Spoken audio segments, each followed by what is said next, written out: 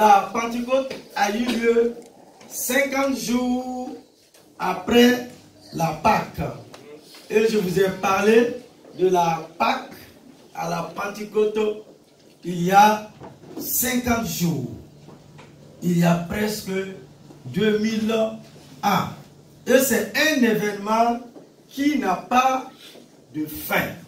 Depuis ce jour, l'Esprit Saint est toujours là, sur la terre des hommes.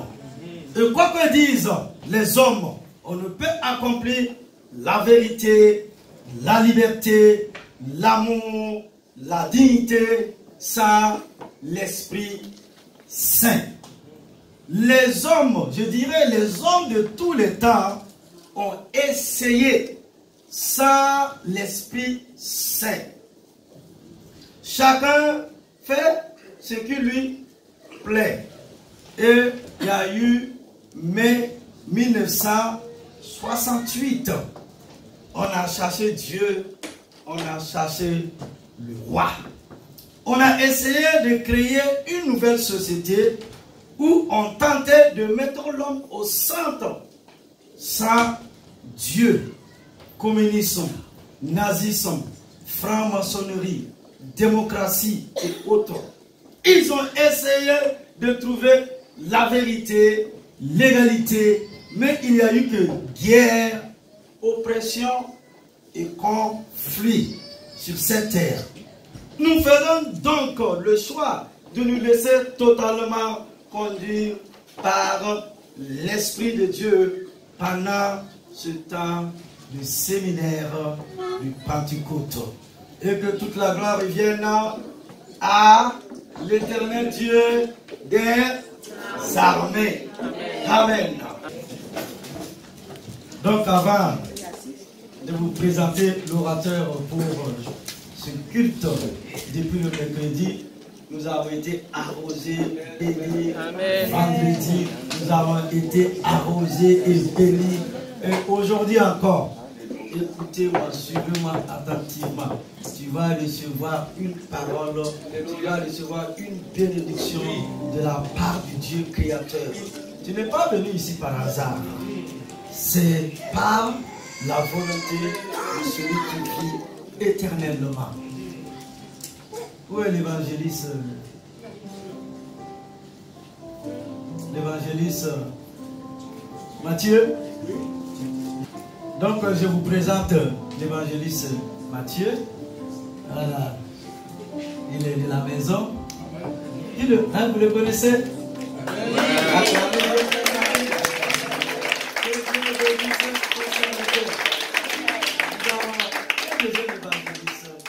Qui est là avec nous, qui attire les âmes au pied de la croix, qui prend de l'amour et de la portée de l'Éternel Dieu des armées. Et je crois qu'on aura des grandes croisades un jour, quelque part dans les îles Caraïbes.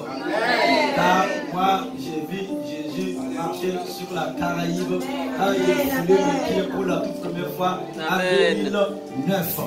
Que la gloire revienne à Dieu. Je vous présente l'homme de Dieu, l'évangéliste Jacques-Pierre.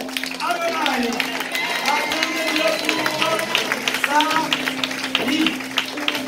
Amen. La troisième personne, c'est mon frère, c'est un docteur, c'est un ancien et il est fils de pasteur. Amen. Gloire à Dieu. C'est toute une génération de pasteurs. Et chaque fois qu'il fait 3 heures de route depuis Angers, voilà, depuis 2019, quand on est arrivé ici pour la première fois pour l'implantation de l'église Centre-Bethel, il a toujours été là avec madame et tous les enfants.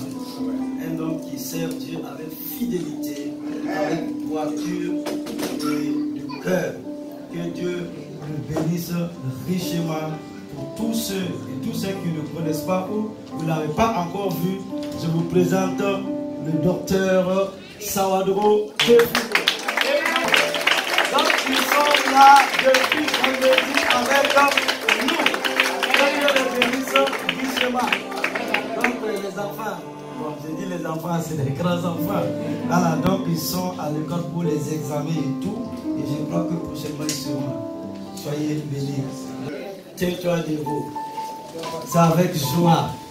Je dis c'est avec joie. Et de tout mon cœur. Et de tout mon cœur. Et de tout mon cœur. Accueillons ce grand homme de Dieu.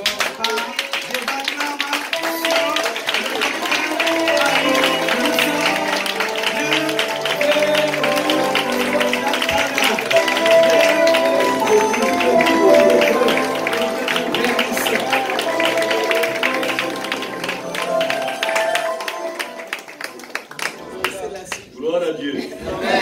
On peut s'asseoir.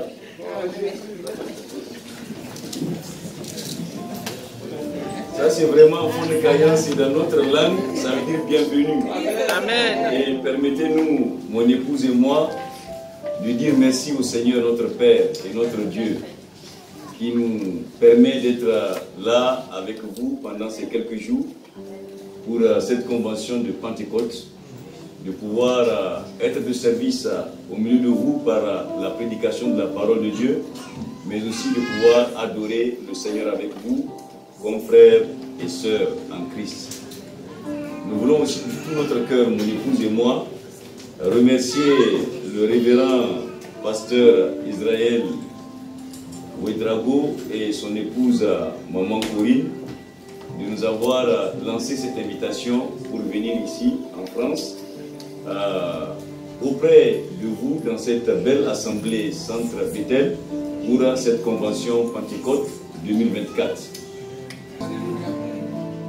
Voilà, nous sommes là à un séminaire de Pentecôte et par la grâce de Dieu, aujourd'hui c'est le dimanche même de Pentecôte. Peut-être on va l'appeler donc l'apothéose puisque c'est une convention de Pentecôte. Pour cela donc je vais vous inviter à lire avec moi deux versets. Le premier verset c'est dans Actes des Apôtres chapitre 1, le verset 8. Ça c'est le thème de la convention. Et après, nous allons lire Actes chapitre 2, versets 1 à 4. Actes 1, 8, nous lisons. Mais vous recevrez une puissance, le Saint-Esprit survenant sur vous, et vous serez mes témoins à Jérusalem, dans toute la Judée, dans la Samarie et jusqu'aux extrémités de la terre. Que Dieu bénisse sa parole. Amen. Actes chapitre 2, versets 1 à 4. Le jour de la Pentecôte, ils étaient tous ensemble dans le même lieu. Tout à coup, il vint du ciel un bruit comme celui d'un vent impétueux, et il remplit toute la maison où ils étaient assis. Des langues semblables à des langues de feu leur apparurent séparées les unes des autres, et se posèrent sur chacun d'eux. Et ils furent tous remplis du Saint-Esprit et se mirent à parler en d'autres langues selon que l'Esprit leur donnait de s'exprimer. Que Dieu bénisse sa parole. Amen. Avant de commencer, j'aimerais de tout cœur féliciter les nouveaux baptisés ce matin. C'est un grand jour dans votre vie spirituelle, dans votre marche avec Dieu. Et je crois que c'est une nouvelle page qui s'ouvre pour vous. Et je prie Dieu que vous soyez des véritables pierres vivantes. Amen. Il ajoute à son église et qu'il vous utilise puissamment pour amener notre personne également au Seigneur dans le nom de Jésus. Amen. La Bible dit la fin d'une chose vaut mieux que son commencement. Le plus important, ce n'est pas de commencer avec le Seigneur, mais c'est de tenir ferme jusqu'au bout. Alléluia. Et il faut rester ferme jusqu'au retour du Seigneur, comme vous avez pris l'engagement publiquement. Et Dieu est fidèle pour vous soutenir jusqu'au bout. Malgré les tempêtes, malgré les difficultés, il sera toujours au rendez-vous et vous fortifiera et vous donnera la victoire dans le nom de Jésus-Christ. Voilà donc le thème de la convention, c'est le Acte chapitre 1, le verset 8, et c'est la puissance du Saint-Esprit. Je bénis le Seigneur parce que depuis le mercredi, nous avons commencé à parler sur ce thème. Et nous avons vu le mercredi passé, pour ceux qui étaient là, qu'il y a 3 éléments essentiels qui ont aidé à la Pentecôte, qui ont aidé à l'effusion du Saint-Esprit sur les 120 qui étaient dans la chambre haute ce jour-là. Le premier élément, c'était leur obéissance. Pourquoi leur obéissance? Parce qu'ils étaient à Jérusalem, et c'est à Jérusalem que le Saint-Esprit est descendu sur eux, ou était descendu sur eux. Or, en lisant les Écritures, on s'aperçoit qu'ils n'étaient pas des Judéens, ils n'étaient pas des gens de la Judée, mais c'était des Galiléens. Ça veut dire qu'ils n'avaient pas un intérêt particulier à être à Jérusalem en ce temps-là. Pourquoi? Parce qu'ils étaient venus avec Jésus. Et Jésus a été crucifié, il était ressuscité le 3e jour, et il est monté au ciel sous leur regard. Mais Jésus leur a dit, ne retournez pas encore en Galilée, vers vos familles. Ne retournez pas vers vos terres. Ne retournez pas vers les vôtres, mais restez à Jérusalem jusqu'à ce que vous receviez la promesse, ce que le Père a promis. Et ils n'étaient pas partis hors de Jérusalem, ils étaient restés à Jérusalem, et c'est là que la bénédiction les a localisés. Ils étaient remplis du Saint-Esprit. Et Dieu demande toujours de chacun de nous d'être obéissant. Et c'est dans l'obéissance que nous recevons les bénédictions que le Seigneur a promises pour nous. D'ailleurs, la Bible dit que l'Éternel prend plaisir à l'obéissance, et l'obéissance vaut mieux que les sacrifices, et la désobéissance est aussi coupable que la divination et l'idolâtrie. Donc je peux dire que Dieu nous garde de la désobéissance et que Dieu nous aide à être toujours obéissants. Deuxième élément qui a concouru à l'effusion du Saint-Esprit sur les 120 ce jour de la Pentecôte, c'était leur unité. Parce que dans Actes 1,14, nous lisons tous d'un commun accord. Notre Dieu est un Dieu d'unité. Avant d'aller au ciel, Jésus a prié pour l'unité de son Église. Il a dit, je te prie, Père, qu'ils soient un. Comme toi et moi, nous sommes un. Et nous savons qu'il y a 3 personnes en Dieu, le Père, le Fils et le Saint-Esprit. Mais il n'y a pas 3 dieux, il n'y a qu'un seul Dieu. Parce que les dieux, les 3 font un. C'est pourquoi on appelle notre Dieu 3 en 1, 1 en 3. Donc l'unité est l'unité parfaite. Jésus a prié pour cette unité de son Église. Parce que là où il y a la division, ce n'est jamais l'esprit qui va régner, mais c'est la chair qui règne. Dans Galates chapitre 5, verset 22, la Bible dit, nous donne les œuvres de l'esprit, mais avant cela, dans le verset 16, la Bible dit les œuvres de la chair sont manifestes, et ce sont les disputes, les divisions, les querelles. Donc c'est pourquoi si nous voulons voir le Saint-Esprit descendre dans notre assemblée, si nous voulons voir le Saint-Esprit se manifester dans notre église, il faut préserver l'unité. Et sans vraiment vous flatter, j'ai senti que cette église, il y a l'unité entre les frères et sœurs. L'unité aussi autour de l'homme de Dieu et de son épouse. Et je sais que ça, c'est une condition favorable pour que le Saint-Esprit descende et agisse puissamment. Donc que tous ceux qui divisent soient vaincus. Dans nos maisons, le diable veut diviser mari et femme, parents et enfants. Mais dans le nom de Jésus, je proclame qu'il est en échec et il ne réussira pas. L'Église aussi, il cherche à diviser, mais résistons-le. Même s'il y a un petit problème, alors vite le régler facilement entre nous.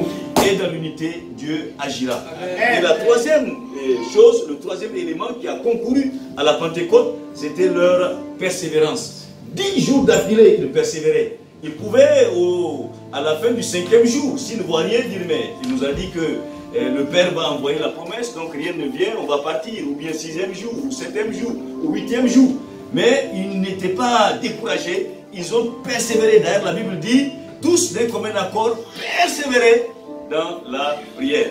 Et la Bible nous dit clairement que c'est par la foi et la persévérance qu'on hérite des promesses de Dieu. Souvent, Dieu nous fait des promesses, et à chacun de nous, souvent d'ailleurs, Dieu fait des promesses même individuelles. Mais certains n'arrivent pas à avoir la promesse parce qu'ils abandonnent avant le temps, ou bien parce que ça traîne. Vous savez, quand Dieu a appelé Abraham, Abraham n'avait pas d'enfant. Et Dieu lui a dit, je ferai de toi une grande nation. Et je bénirai ta femme Sarah, à travers elle tu auras un enfant. Mais Abraham avait 75 ans en ce moment. Imaginez un homme de 75 ans, il est déjà vieux. Et Dieu lui dit, il aura un enfant. Mais cet enfant, il ne l'a eu qu'à l'âge de 100 ans. Si à 80 ans, il était découragé, il a abandonné, il n'aurait pas la promesse. Si à 90 ans, il a abandonné, il n'aura pas la promesse. Si à 95 ans, il a abandonné, il n'aura pas la promesse. Si à 99 ans, il a abandonné, il n'aurait pas la promesse. Mais il est tenu ferme jusqu'à 100 ans. Et enfin, il l'a reçu. Et je vois dans la persévérance de chacun de nous, chacun pourra hériter des promesses de Dieu. C'est pourquoi n'abandonnons jamais le Seigneur. Ne quittons jamais la voie du Seigneur et les mains, ne quittons jamais ses mains. Restons toujours là. Ce qu'il a promis, il va vraiment l'accomplir. Et le vendredi également, là nous avons vu que le Saint-Esprit était un avantage pour les disciples. Parce que Jésus a dit, à ses disciples, bientôt je vais partir vers celui qui m'a envoyé. Et les disciples étaient tristes parce qu'il leur annonçait son départ. Jésus a dit, vous êtes tristes parce que je vous ai dit que je m'en vais. Je vous dis pourtant, ne soyez pas tristes parce qu'il vous est plus avantageux que je m'en aille. Parce que si je ne m'en vais pas, le Saint-Esprit ne viendra pas. Et nous avons vu le vendredi que le Saint-Esprit est un avantage pour chacun de nous. C'est aussi un avantage pour l'Église. C'était un avantage pour les disciples. La raison, c'est que quand Jésus était sur la terre, physiquement, il était limité dans son corps. Il était localisé dans un corps. De telle sorte qu'il avait le pouvoir par son esprit d'être partout, mais par son corps, il n'était présent que là où il est. S'il est à Jérusalem, inutile d'aller le chercher à Bethel, inutile d'aller le chercher à Nazareth, inutile d'aller le chercher à Jéricho. Vous ne le trouverez pas, parce qu'il est à Jérusalem. La famille d'ailleurs de Marthe, et de Marie et de Lazare a expérimenté cela. Lorsque Lazare mourait, agonisait, Jésus n'était pas à Béthanie. Et ils ont envoyé quelqu'un pour le faire venir. Et quand Jésus était arrivé 3 jours plus tard, ils ont dit, mais Seigneur, si tu étais là, ça veut dire qu'ils ont ressenti le fait que Jésus était localisé dans un corps. Et pourtant, Jésus a dit, c'est un avantage maintenant que je m'en vais. Parce que maintenant qu'il est parti, alors on ne peut plus dire qu'il est localisé dans un endroit. Parce que lorsqu'il est parti, il est encore revenu sur la terre à travers le Saint-Esprit. Parce que le Saint-Esprit est appelé l'Esprit de Jésus-Christ. Même ce matin, il est au milieu de nous. Comment? Il est au milieu de nous par son Esprit. C'est pourquoi on ne peut pas le voir avec nos yeux. Et là, ça change les dons. Là, il n'est pas seulement localisé dans un endroit, non. Il est en même temps partout dans le monde entier. En ce moment où je vous parle, il est dans notre église locale à Yantala, à Niamey au Niger. Il est en train d'agir ce matin aux États-Unis. Il est en train d'agir en Chine. Il est en train d'agir dans toute la France. Et il est présent au centre Bethel ce matin, en train d'agir également. Donc c'est vraiment un avantage pour pas. Parce que là, il envoie l'Esprit et l'Esprit couvre la terre tout entière. Mais il leur a dit encore 2 éléments importants. Il a dit quand il viendra, il sera avec vous, mais il dit il sera en vous. Alléluia. Ça c'est merveilleux. Quand Jésus était là, eh bien il ne pouvait pas pénétrer ses disciples. C'est pas possible. Parce qu'il avait aussi un corps, il avait une chair. Mais à travers son esprit maintenant, il habite en nous. Ça c'est merveilleux. Et c'est la différence d'ailleurs entre Noël et Pentecôte. Parce que Noël, nous disons Emmanuel, Dieu avec nous. Mais Pentecôte, nous disons Dieu en nous. Alléluia. C'est merveilleux d'avoir Dieu en nous. Parce que si Dieu en nous, sa nature va se manifester en nous. Dans l'amour, la joie, la paix, la bonté, la bienveillance, la fidélité, la maîtrise de soi, tout ce qu'il y a comme nature divine, Dieu nous communique cela par le Saint-Esprit et nous manifestons cela. Et je prie Dieu au nom de Jésus que l'église Centre Bethel manifeste la nature divine constamment dans le nom de Jésus et que les fruits de l'Esprit se manifestent constamment. C'est une grâce d'avoir Dieu en nous. Alors ce soir et ce matin, nous allons donc toucher la Pentecôte elle-même. La Pentecôte c'est quoi? C'est le moment où le Saint-Esprit était descendu sur la terre. Et ce dimanche, c'est vraiment le dimanche de Pentecôte. Nous ne pouvons pas donc ne pas parler de cet événement où l'Esprit était descendu. Pour votre information, ou bien pour ceux qui suivent un peu de manière schématisée, alors nous allons voir le Saint-Esprit ce matin sous 3 aspects. Le premier aspect, nous allons parler ce matin de la Pentecôte comme une promesse, ou le Saint-Esprit comme une promesse. Mais j'ajouterai clairement, pas n'importe quelle promesse, mais une promesse divine. Ah, il y a une différence nette entre la promesse des hommes et la promesse de Dieu. En tant qu'hommes, nous faisons des promesses. En tant que femmes, nous faisons des promesses. En tant qu'êtres humains, nous faisons tous des promesses. Mais à regarder de près, les promesses humaines ne sont pas toujours dignes de confiance. En disant cela, je ne peux pas ne pas oublier, ne pas regarder dans la Bible, souvent des hommes haut placés, des dignitaires qui ont fait des promesses, alors que la parole doit être vraiment honorée, normalement, avec certains grades, avec certains titres, mais comme ce sont des hommes, ils n'ont pas honoré leurs promesses. Dans 1 Samuel chapitre 18, versets 17 à 19, nous voyons le roi Saül, le premier roi en Israël, choisi par Dieu, qui avait même été rempli du Saint-Esprit, parce que les rois étaient loin du Saint-Esprit dans l'Ancien Testament, il avait promis à David de lui donner en mariage sa fille aînée, qui s'appelle Mérab. Mais lorsque le temps du mariage était arrivé, au lieu de donner Mérab à David, il lui a donné à Adriel. Ça veut dire, il n'a pas tenu à sa promesse. Il a roulé David dans la promesse et dans la farine. Il n'a pas respecté son engagement vis-à-vis de David. C'est plus tard qu'il s'est racheté en lui donnant une autre de ses filles. Et ça arrive fréquemment que les hommes nous fassent des promesses et qu'ils ne tiennent pas à leurs promesses. Il n'y a pas très longtemps, un grand ami à moi, mais qui n'est pas encore en Christ, et on avait fait vraiment un grand parcours ensemble dans notre cycle du lycée jusqu'à l'université. Et il n'est plus là au Niger. Il m'avait fait une grande promesse. Il était tellement émerveillé que j'ai partagé avec ma femme et mes enfants. Et ils ont dit, tu es sûr que ton ami tiendra sa promesse? J'ai dit oui, il tiendra sa promesse. Je ne vois pas pourquoi il va vraiment manquer à tenir sa promesse. On est des grands amis avant tout. On nous a toujours connus comme des inséparables. Mais si ce n'est pas maintenant ce voyage, il ne m'a jamais fait de promesse. Donc je crois fermement. Et il a dit qu'il va faire cette promesse-là. Il m'a promis ça quand il sera au Niger. Malheureusement, il était venu au Niger. Il s'est arrangé pour que je ne le voie même pas. Et jusqu'au moment où je vous parle, je n'ai pas reçu sa promesse. Ah, j'ai compris que les hommes peuvent promettre, mais ne pas tenir leur promesse. Et ne soyons pas surpris quand un homme nous fait une promesse et qu'il n'accomplit pas sa promesse. Disons que ce n'est que la promesse d'un homme. Par contre, ce matin, nous sommes en train de parler de la promesse de Dieu. Alors la différence avec la promesse des hommes, c'est que Dieu, quand il promet, il accomplit toujours parfaitement sa promesse. Amen. Et il n'a jamais fait une promesse à laquelle il a failli. Pour ceux qui se rappellent, mercredi, le premier jour, nous avons vu que le thème, acte 1:8, la puissance du Saint-Esprit, c'était une promesse que Dieu avait faite, que Jésus avait faite à ses disciples.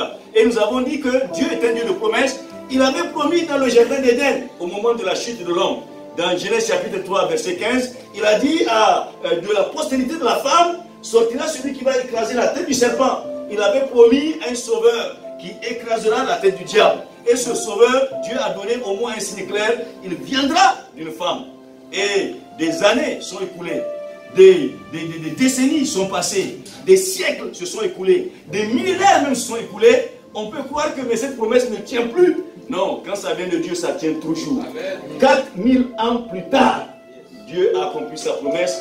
Comme nous lisons dans Galates 4:4, Dieu, autant accompli, a envoyé Christ. Ou bien Christ, autant accompli, est né sur la terre et sous la loi. Donc, Dieu, quand il promet, il accomplit toujours sa promesse. Et nous le voyons lorsqu'il s'est révélé à Moïse et en lui disant, maintenant, dans Exode chapitre 3, verset 8, il dit, va.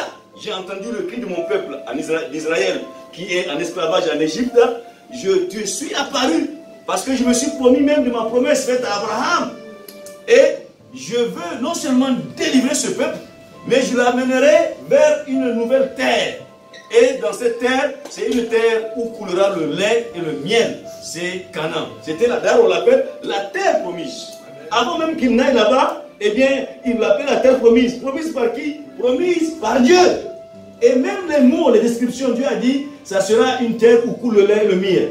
Quand nous lisons dans la Bible, dans Nombre chapitre 13, le verset 27, alors Moïse, à la porte de Canaan, avait envoyé des espions pour voir un peu à quoi ressemble le pays. Et quand ils sont venus, voilà ce qu'ils ont dit dans Genèse et dans Nombre chapitre 13, verset 27. Voilà ce que les 12 espions ont dit. Voici ce qu'ils racontèrent à Moïse. Nous sommes allés dans le pays où tu nous as envoyés. À la vérité, c'est un pays où coule le lait et le miel. Exactement comme Dieu leur a dit cela. Dieu a dit, je vais vous donner un pays où coule le lait et le miel. Quand ils sont venus, ils ont dit, c'est à la vérité un pays où coule le lait et le miel. Et ils ont amené comme preuve les fruits du pays. Mais non seulement ce que Dieu a dit de la terre promise est vrai, mais Dieu leur a donné vraiment cette terre. Jusqu'aujourd'hui, nous savons que où est Israël? Israël est dans la terre promise. Parce que c'est au temps de Josué qu'il y a eu cet accomplissement où la terre promise a été conquise. Ils se sont partagés au sort les différentes parties et ils habitent jusqu'à nos jours cette terre promise. C'est pourquoi inutile de vouloir faire déplacer Israël, inutile de vouloir écarter ou effacer Israël de la face de la terre. Ce n'est pas possible. Ils sont sur une terre que Dieu a promise et que Dieu leur a donnée. Bénissons Dieu parce que quand il promet, il accomplit. Et la Pentecôte est justement une promesse de Dieu. Une promesse de Dieu qui remonte juste dans l'Ancien Testament. Dans Joël chapitre 2, à partir du verset 32, la Bible dit, le verset 28, Dieu a dit, dans les derniers jours, je répandrai de mon esprit sur toute chair. Vos fils et vos filles prophétiseront. Vos jeunes gens auront des visions et vos veillards des songes.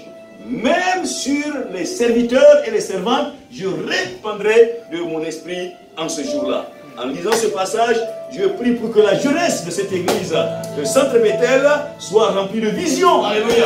La vision de conquérir les âmes, la vision de conquérir la France, la vision de conquérir les Caraïbes, dans le nom de Jésus. Parce que c'est avec la vision que Dieu travaille. Donc ici, Dieu avait promis, à travers le prophète Joël, qu'il va donner et répandre son esprit sur toute chair. Et si nous lisons attentivement dans les évangiles, la promesse a été reprise. D'abord par Jean-Baptiste.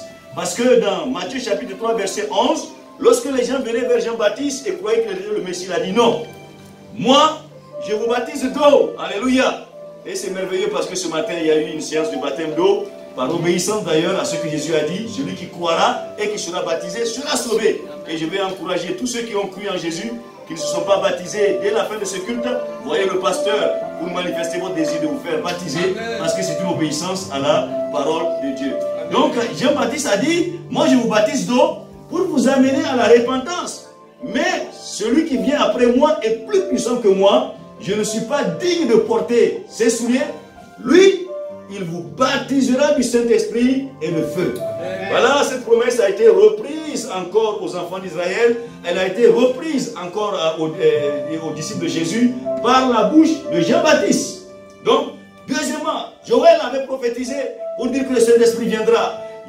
Jean-Baptiste a confirmé cette promesse de Dieu, mais Jésus lui-même l'a dit.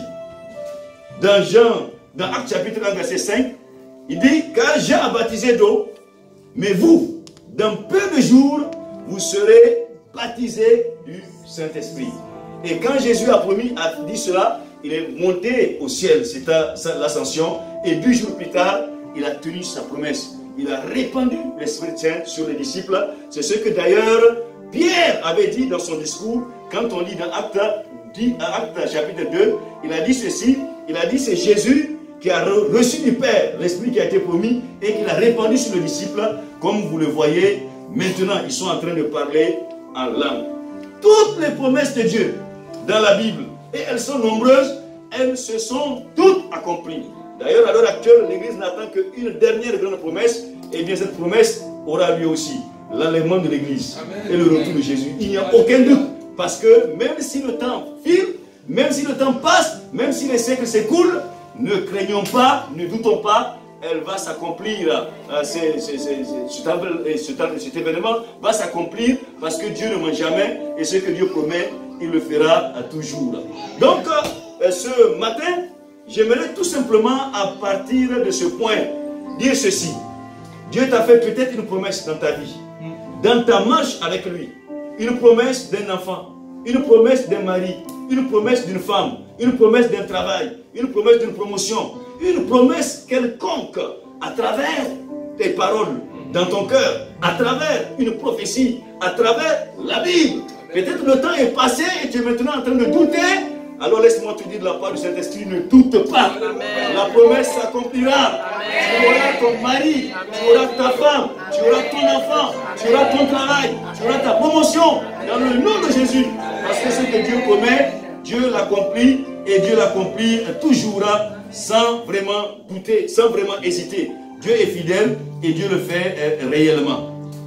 Dans la vie pratique, j'ai un témoignage que je voulais partager avec vous. Je sais qu'on nous regarde sur Facebook, mais c'est la vérité. Après, vous pouvez aller consulter sur Google, Maître Chekwar et Lazarus Chakwera.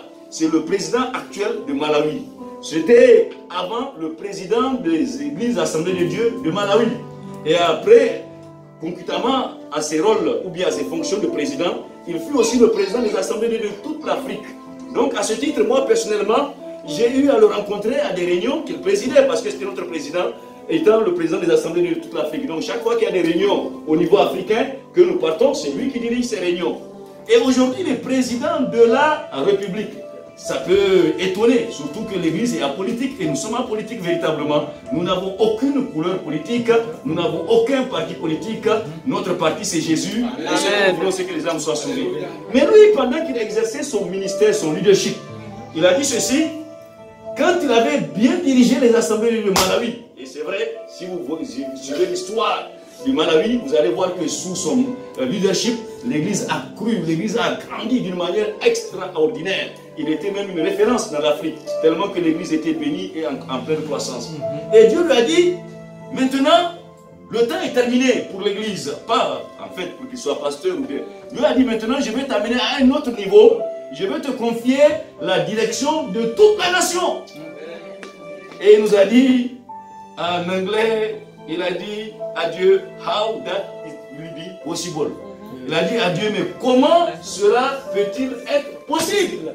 Mais oui, un pasteur qui ne s'occupe que des brebis. Le Seigneur lui dit maintenant clairement, lui a promis, je te confie maintenant la nation. Et tu vas prendre soin de ma nation, tu vas diriger la nation de mon ami. Il dit, comment est-ce que cela serait possible? Et pourtant, comme c'est une promesse de Dieu, Dieu l'a fait. Aujourd'hui, c'est le président de Malawi. Parce que ce que Dieu ne mange jamais, s'il promet, vraiment il accomplit réellement sa promesse et sa promesse il s'accomplira certainement. Maintenant, il y a une question importante parce que nous sommes à la Pentecôte. Les disciples ont reçu la promesse. Alors, est-ce qu'il y a quelque chose qui manifeste ou qui confirme qu'ils ont vraiment reçu la promesse? Permet de savoir, parce que la promesse, ils l'ont reçue dans Acte 2, 4, puisque la Bible dit, et ils furent tous remplis du Saint-Esprit. C'est écrit dans Acte 2, chapitre 4, que nous venons de lire. Alors je veux ce matin que nous prenions un petit moment pour parler du signe qui permet de savoir qu'on a vraiment reçu le baptême dans le Saint-Esprit. Parce que notre Dieu est un Dieu d'ordre. S'il n'y a pas un signe, quelque chose qui est universel, quelque chose qui est vérifiable, chacun peut se lever pour dire je suis rempli du Saint-Esprit, j'ai reçu la promesse, mais comment? D'ailleurs, chacun va créer son histoire à lui. D'autres vont dire, moi j'ai reçu la promesse parce que hier je priais, j'étais tombé, j'ai roulé 3 fois par terre, ou bien j'étais là en train de marcher et je me suis mis à sauter, j'ai senti quelque chose, donc j'ai reçu la promesse. Ou bien, je ne sais pas comment j'ai tremblé, j'ai reçu la promesse. Là, ça sera du désordre. Comme la Bible dit, notre Dieu est un Dieu d'ordre. Et Dieu a donné un signe clair, un signe distinctif, un signe initial, un signe incontestable que quelqu'un a reçu la promesse, que quelqu'un a reçu le Saint-Esprit, que quelqu'un est baptisé du Saint-Esprit. Et ce signe-là, chaque fois qu'il y a effusion du Saint-Esprit, chaque fois qu'il y a baptême du Saint-Esprit, ce signe a toujours été au rendez-vous, ce signe a toujours été manifesté pour confirmer que oui, la promesse a été saisie en ce lieu. Le jour de la première Pentecôte, si on peut l'appeler ainsi, ou bien le jour où le Saint-Esprit était descendu sur les 120 dans la chambre haute, ce signe a été clairement donné. Quel est ce signe? La Bible dit, ils furent tous remplis du Saint-Esprit et se mirent à parler en d'autres langues selon que l'Esprit leur donnait de s'exprimer. La réponse est dans ce verset. Si quelqu'un est baptisé du Saint-Esprit, alors il va parler en d'autres langues. Pas de langue qu'il connaît. Probablement ici, et certainement ici, tout le monde parle français. Parce que je ne vois pas d'interprète. Parce que tout le monde parle français, c'est normal, nous sommes en France. Si c'était dans d'autres pays, peut-être il y aura besoin d'interprétation. Alors, quand on est baptisé du Saint-Esprit, alors ça ne veut pas, c'est clair que ce n'est pas le français que vous allez parler. Mais chacun va parler une langue qu'il n'a jamais apprise. Mais que l'Esprit de Dieu va lui donner et il va parler cette langue parfaitement. Puisque les témoins de ce jour-là ont dit, mais ces gens sont tous des Galiléens. Comment se fait-il que nous entendons parler dans nos langues, à chacun dans nos langues maternelles? Et il y a même des pactes, des gens de Mède, des Arabes, des Crétois, tous. Ça veut dire que toutes les langues étaient parlées ce jour-là. Au moins 13 langues, si vous comptez, ont été parlées à Jérusalem par ces Galiléens qui n'étaient pas des gens instruits, qui n'avaient aucune notion de linguistique et qui n'étaient pas des polyglottes, mais parce que l'Esprit de Dieu les a saisis, ils se sont mis à parler en d'autres langues. Nous voyons la même chose se répéter également dans la maison de Corneille, qui n'était même pas un juif, qu'on considérait comme un païen. Lorsque Dieu a dirigé Pierre dans cette maison, eh bien la Bible nous dit dans Actes chapitre 10, versets 44 à 46, comme Pierre prononçait encore ces paroles, le Saint-Esprit descendit sur tous ceux qui écoutaient la parole. Tous les fidèles circoncis qui étaient venus avec Pierre furent étonnés de ce que le don du Saint-Esprit était aussi répandu sur les païens, car ils les entendaient parler en langue et glorifier Dieu. Voilà comment est-ce que même les Juifs qui étaient là, à Césarée ce jour-là, ont compris que ces païens ont reçu le Saint-Esprit. Ils les ont entendus parler en langue comme eux au commencement. C'est là où ils ont dit, mais il n'y a aucun doute, eux aussi, ils ont reçu le Saint-Esprit. C'est le signe initial, ils l'ont reconnu. Quand eux, ils l'ont reçu, ils ont parlé en langue. Et quand ces gens ont reçu le Saint-Esprit à Césarée, ils ont aussi parlé en langue. L'expérience, la même expérience, se répète à Éphèse. Comme Dieu est bon, Jérusalem, Césarée, mais aussi à Éphèse. Parce que nous lisons dans Actes chapitre 19, versets 6 à 7. Lorsque Paul leur eut imposé les mains, le Saint-Esprit vint sur eux et ils parlaient en langue et prophétisaient. Ils étaient environ 12. Ici, c'est quand Paul était arrivé à Éphèse, il a vu une douzaine de disciples et il a senti que quelque chose leur manque. Et laissez-moi vous dire clairement que même quand on est chrétien, même quand on est sauvé, parce que si on croit en Jésus, on est sauvé. Amen. Mais quelque chose manque, c'est être baptisé au Saint-Esprit. Les disciples étaient sauvés, ils croyaient en Jésus. Mais Jésus a dit, attendez jusqu'à ce que vous soyez remplis du Saint-Esprit, que vous saisiez la promesse. Il a même soufflé sur eux, il a dit, recevez le Saint-Esprit. Ils ont reçu l'Esprit pour la régénération. Et quand quelqu'un accepte Jésus, il est régénéré. Il devient l'habitation de Dieu en esprit. Il est né de Dieu par l'esprit. Mais il manque quelque chose si on n'est pas rempli du Saint-Esprit. Si on n'est pas baptisé du Saint-Esprit. Et c'est nécessaire de rechercher ce baptême. C'est nécessaire de rechercher cette plénitude. C'est nécessaire de rechercher à expérimenter cette Pentecôte. Parce que c'est le plan de Dieu pour nous. Jésus a dit, attendez, il a retardé l'évangélisation du monde pendant 10 jours.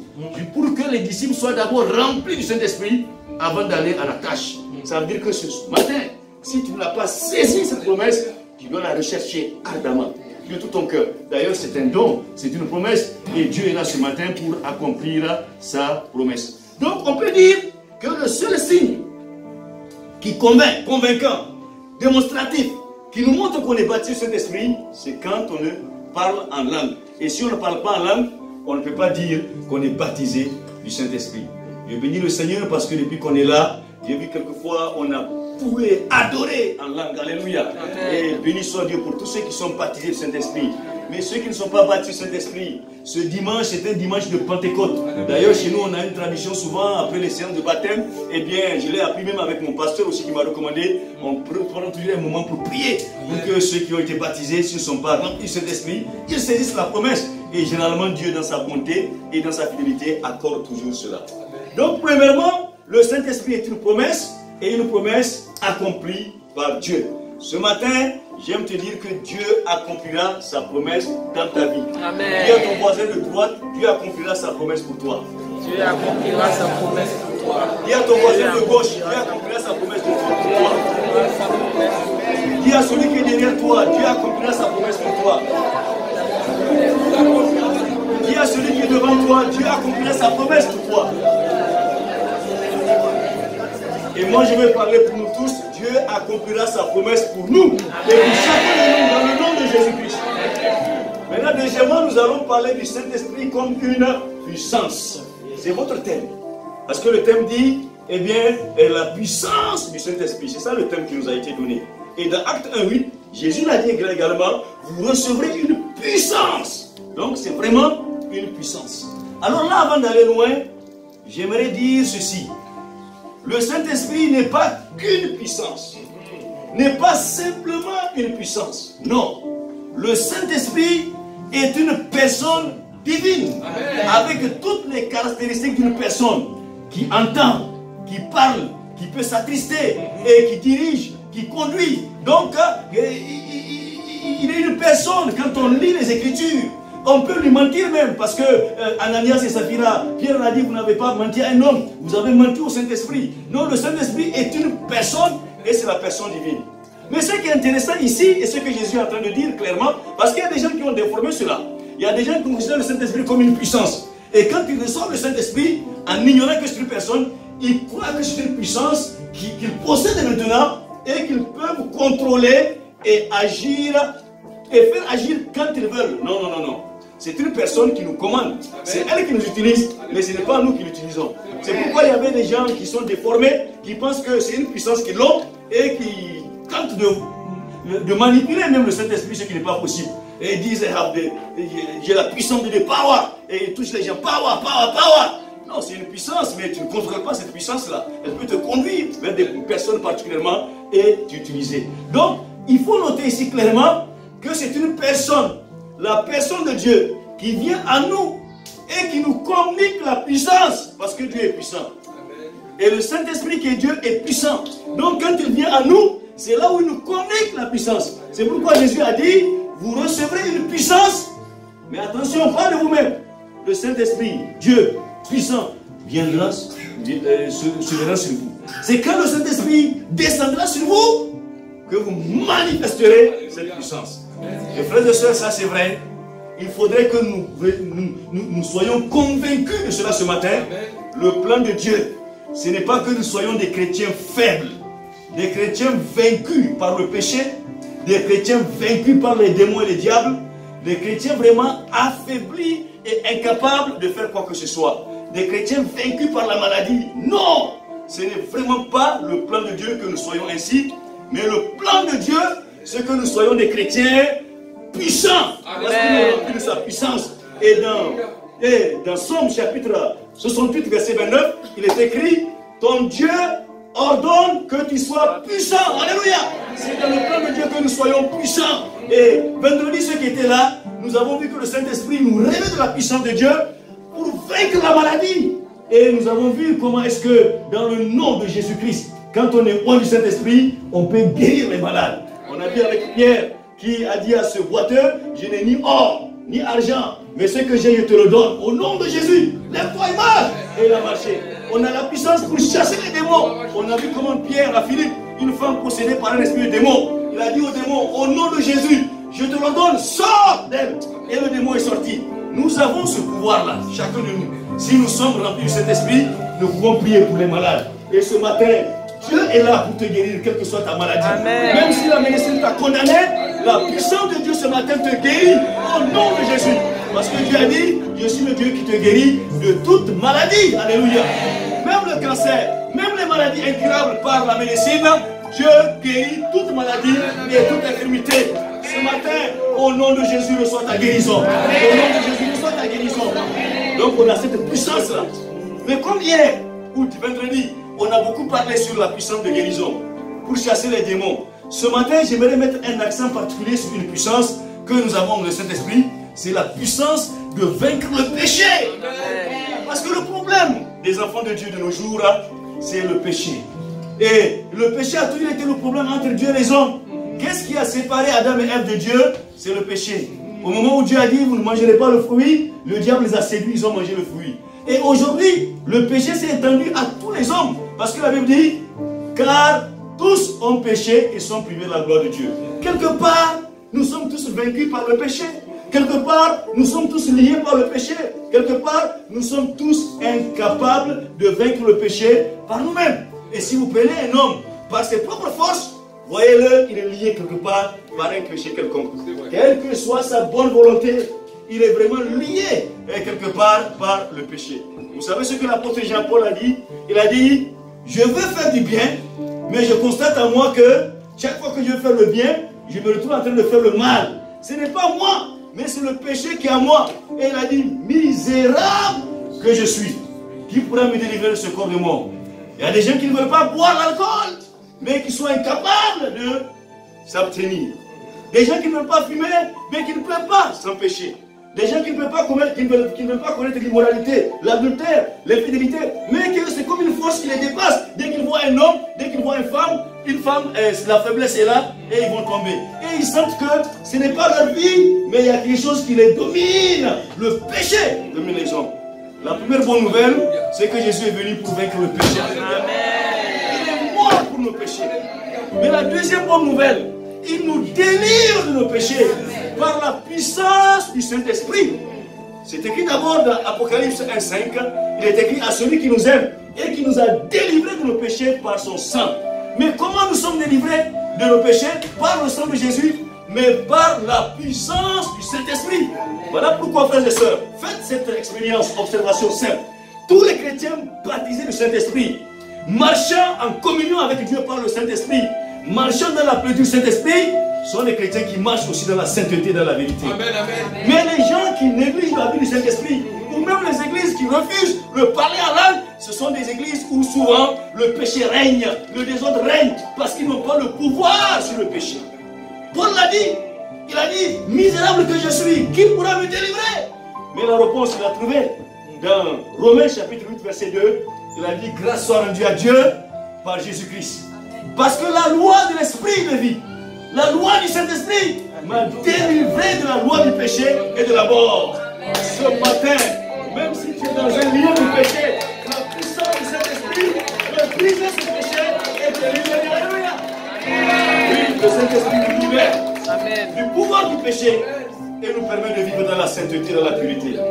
J'ai un camarade d'enfance au Niger qui m'a dit un jour, Ali, le problème c'est que ce n'est pas que je ne vois pas que l'évangile c'est bon. Le problème, je ne vois pas que c'est bien de marcher avec Jésus. Mais c'est trop dur.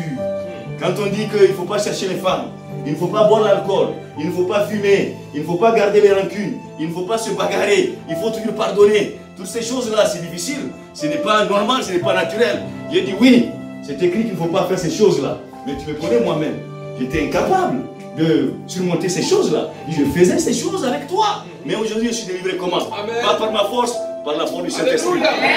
Dieu est capable de te délivrer de toute mauvaise vie par le Saint-Esprit. Alléluia. Il dit, tu n'as qu'à donner ton cœur à Jésus. Tu n'as qu'à ouvrir ton cœur au Saint-Esprit. Quand tu es rempli du Saint-Esprit, les liens seront brisés. Amen. Jésus a dit à une femme adultère, va et ne pêche plus.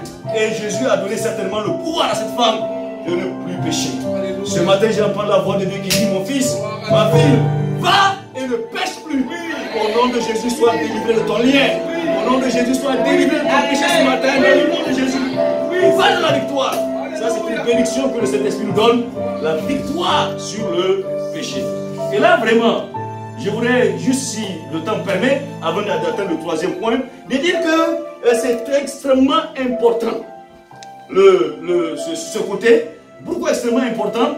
Parce que la vie de sainteté nous permet de garder la vie de l'Esprit en nous. Amen. Vous savez, le problème souvent, ce n'est pas d'être rempli du Saint-Esprit.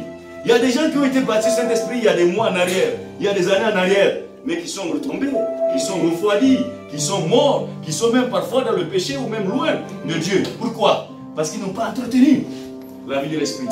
Et pour entretenir la vie de l'Esprit, il faut la sainteté. Le Saint-Esprit, comme le nom le dit, c'est l'Esprit de sainteté. Le Saint-Esprit n'aime pas le péché. D'ailleurs, quand il est en nous, dès que nous faisons un péché, nous l'attristons, nous le sentons nous-mêmes. Et si nous continuons, eh bien, il ne se manifestera plus. Et souvent, il y a des églises où il y avait le feu avant, vous ne voyez plus le feu, parce que les gens ont quitté le Saint-Esprit, ils sont dans le péché. Pas forcément l'adultère, la fornication, mais dans les jalousies, dans les querelles, et dans le refus de pardonner, l'amertume, et toutes ces choses-là éteignent la puissance du Saint-Esprit. Vous savez, c'est arrivé dans l'Ancien Testament déjà même, à Samson, qui était un juge puissant. Vous voyez comment est-ce que souvent des portes entières, mais une fois avec une machette loin, il a tué 1000 Philistins. Tellement il est moins puissant. Tout ce qu'il touche, il avait la victoire. Mais comme il n'entretenait pas la vie de l'esprit, il s'amusait avec les filles, et particulièrement avec une dame qui s'appelle Delilah. Ben, il est parti malheureusement jusqu'à livrer même son cœur, sa communion avec Dieu. Et la puissance du Saint-Esprit, en ce moment-là, dans l'Ancien Testament, avait quelque chose qui le démontrait dans sa vie, c'était les cheveux non rasés, parce qu'il était naziréen. Il a dit, si on allait me pécher, la puissance était plus qui. Et la dame l'a rasé, Et quand il s'est levé, il croyait que lui, il est puissant. Mais il n'est pas puissant. Nous ne sommes pas puissants. C'est le Saint-Esprit qui nous rend puissants. Il a dit, je vais m'en tirer comme les autres fois. Mais il n'avait pas de force. Les ennemis l'ont lié. Je prie que ça ne t'arrive jamais. Que l'Esprit ne quitte jamais ta vie. Et Saül, le premier roi, était victime de ça aussi. Comme il désobéissait à Dieu, l'Esprit l'a quitté. C'est même un mauvais esprit qui le tourmentait. Il a fallu le jeune David, loin du Saint-Esprit, qui venait jouer un instrument. Et c'était là que l'Esprit de Dieu se manifestait pour chasser le mauvais esprit de la vie de Saül. Si nous voulons voir la puissance du Saint-Esprit se manifester continuellement dans nos vies, il faut veiller à une vie de sainteté. Il faut veiller à une vie de pureté. Et c'est la condition pour que le Saint-Esprit reste en nous et se manifeste constamment en nous. Donc je voulais terminer ici ce matin en disant le Saint-Esprit, une puissance qui fait avancer l'œuvre de Dieu. Bon, juste parce que Dieu a dit dans sa parole quoi? Il a dit ce n'est pas par la force, ni par la puissance, mais par mon esprit. Ce n'est pas par la force de la Galatie 4:6, ni par la puissance, mais par mon esprit. Personne d'entre nous ne peut faire l'œuvre de Dieu efficacement sans le Saint-Esprit. Demandez au pasteur d'Israël, il va vous dire qu'il collabore avec le Saint-Esprit. Demandez aux évangélistes qui sont là, on collabore avec le Saint-Esprit. Demandez aux chantres, à tous ceux qui servent, c'est le Saint-Esprit. Et sans le Saint-Esprit, on ne peut rien faire. La Bible dit que ce n'est pas que nous soyons par nous-mêmes capables de faire quoi que ce soit. Notre capacité, au contraire, vient de Dieu. Et il nous rend capables par le Saint-Esprit. C'est le Saint-Esprit qui nous qualifie.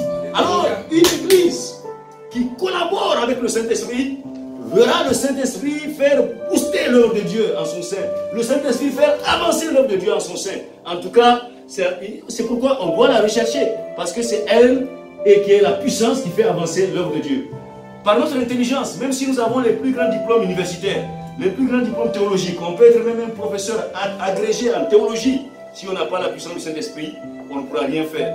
Quand vous allez parler, même les gens vont boucher les oreilles parce que ça ne passe pas. La chair ne peut pas convaincre les gens. Mais vous pouvez ne même pas être éduqué, ne même pas aller à l'école avec un français qu'on appelle le français de la rue. Alors si vraiment vous avez le Saint-Esprit sur vous, les mots de la rue là, Dieu Saint-Esprit les utilisera pour toucher les cœurs. Les gens vont se repentir parce que c'est l'Esprit qui travaille, c'est l'Esprit qui agit. Donc c'est la puissance pour faire avancer l'œuvre de Dieu. Nous avons l'exemple avec l'église primitive. Quand l'église primitive, on nous l'a montré dans Acte 1, ils étaient combien? Ils étaient 120 dans la chambre haute. Ce qui est déjà un signe qui n'est pas intéressant. Pourquoi? Parce que quand on lit dans 1 Corinthiens 15, on voit que Jésus est apparu à plus de 500 frères à la fois avant de partir. Mais au moins les 200 auraient dû être dans la chambre haute. Parce qu'ils ont tous entendu la recommandation. Pourquoi il n'y avait que les 120? Ça veut dire au lieu d'avancer, l'œuvre a régressé. La raison, il n'y avait pas le Saint-Esprit. Il n'y a pas la force pour garder les gens. Il n'y a pas la force pour faire avancer l'œuvre. Mais à partir du moment où le Saint-Esprit était descendu, le jour de la Pentecôte, le décor change. La physionomie de l'église change. On voit une grande différence. Rien que le jour de la Pentecôte, à la seule réunion où Pierre a prêché pour la première fois avec le Saint-Esprit, il y a eu 3000 âmes qui se sont converties. Alléluia. L'église est passée de 120, on peut dire, à 3120 en un jour. Alléluia. Je prie que ce miracle se passe dans cette église, Centre Bethel, au nom de Jésus. Que j'entends le passer vers le dire, oh, Dieu agit au Centre Bethel, des centaines de personnes se convertissent. Alléluia. Et que vous soyez obligés de localiser, d'aller quelque part même. Parce que quand le Saint-Esprit agit, c'est comme ça. Mais quand nous continuons à lire, on voit le changement. De 3000, la Bible dit le nombre de disciples s'augmenta s'éleva à 5000 âmes. Qu'est-ce qui faisait ça? Le Saint-Esprit. Et après, nous lisons, le Seigneur ajoutait chaque jour à l'église ceux qui étaient sauvés. Si mardi, il y avait 200, si vous venez le vendredi, et mercredi, il y avait 200, le vendredi, il y a 250. Le dimanche, il y a 500. L'autre vendredi, il y a 600. L'autre vendredi, il y a 700. L'autre dimanche, il y a 800. Et c'est ainsi, chaque jour, l'église ne décroissait pas, l'église croissait au quotidien. Par la puissance du Saint-Esprit, parce que c'est l'Esprit de Dieu qui ajoutait à l'église chaque jour ceux qui sont sauvés. Et plus tard, ils ont rempli tout Jérusalem de leur enseignement. Ça veut dire qu'ils ont touché toute la ville entière, et je prie que vous touchez toute cette région dans le nom de Jésus, la France. Mais plus tard, qu'est-ce qu'on disait d'eux? Ils ont bouleversé le monde. Alléluia. Avec la puissance du Saint-Esprit, 12 personnes seulement peuvent conquérir le monde entier. Ça veut dire qu'avec ce nombre-là, c'est largement suffisant pour pour bouleverser toute la France. Et je prie que la puissance du Saint-Esprit saisisse l'Église, Centre Bethel, bouleverser la France au nom de Jésus-Christ. Et il y aura toujours la croissance, la croissance, la croissance pour la gloire du Seigneur.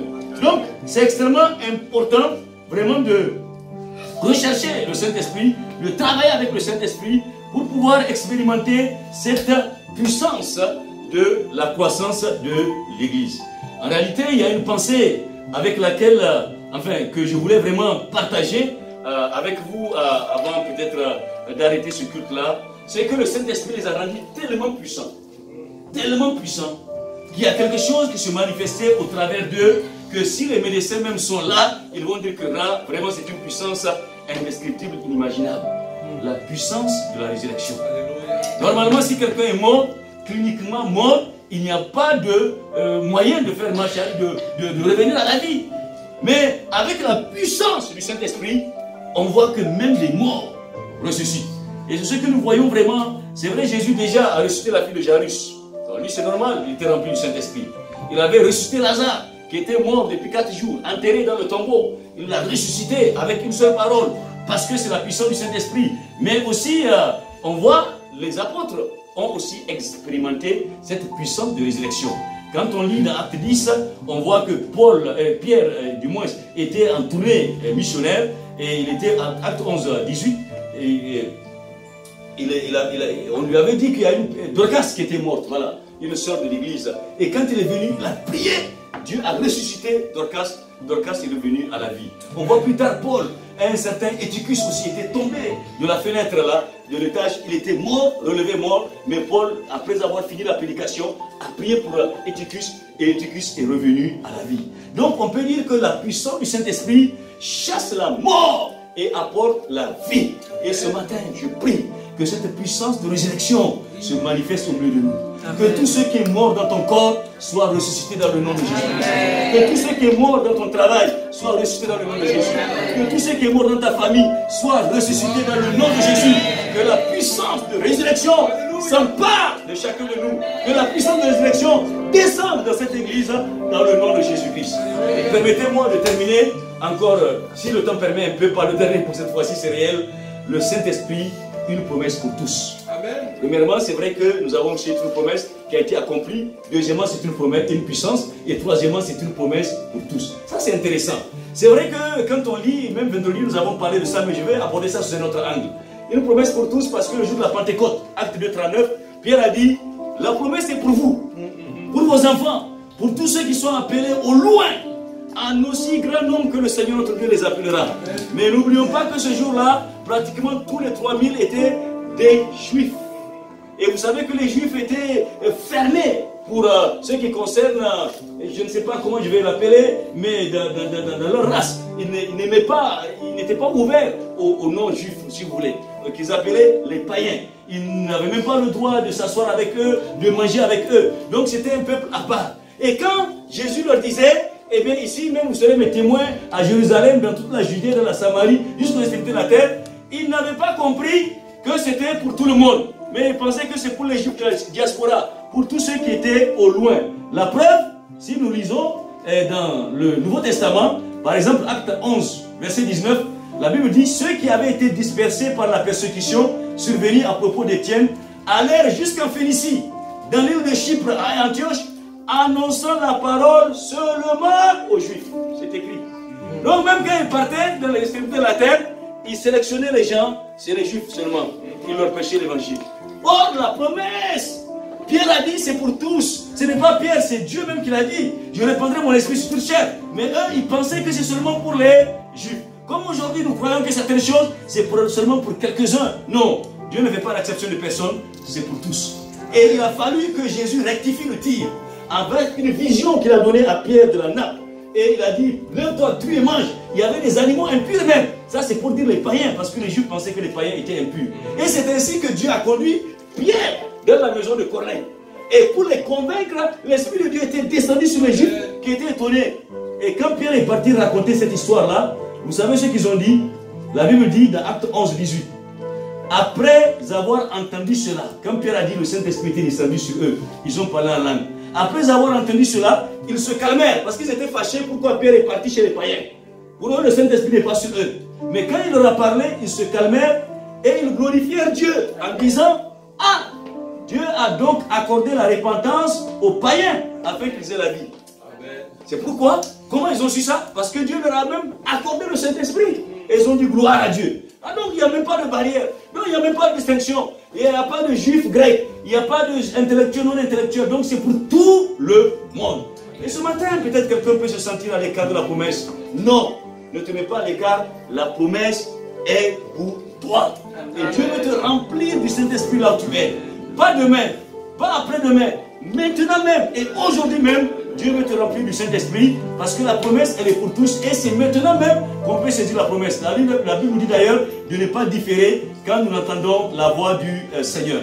Et c'est bon, frères et sœurs, de terminer avec cette idée-là, de faire en sorte que nous partagions avec les autres. Parce que les Juifs ont été égoïstes. Ils ont reçu le Saint-Esprit, ils le gardaient pour eux-mêmes. Et aujourd'hui, un des problèmes de l'Église, souvent, le salut que nous avons, nous manifestons ça entre nous. Les mercredis, nous sommes là entre nous. Les vendredis, nous sommes là entre nous. Les dimanches, nous sommes là entre nous. Mais et nos parents, et nos voisins, et nos collègues de travail, et nos camarades d'école, alors que nous avons découvert ce trésor, ce salut de la vie éternelle, cette grâce de l'éternité, comment garder ça pour nous-mêmes? Si nous ne partageons pas, nous ne faisons pas bien. Comme les Juifs qui voulaient garder seulement pour eux. Souvent, nous voulons seulement garder ça pour nous et entre nous, alors que c'est quelque chose à partager. D'ailleurs, Jésus a dit, vous avez reçu gratuitement, donnez gratuitement. Et les lépreux qui ont découvert la nourriture au moment où Israël était, Samarie était assiégée, ils ont dit ceci clairement. Ils ont dit, ah, nous ne faisons pas bien, nous amassons pour nous-mêmes. Et j'aimerais vous dire que le Saint-Esprit nous a donné uniquement pour que nous puissions avoir la force de partager l'évangile.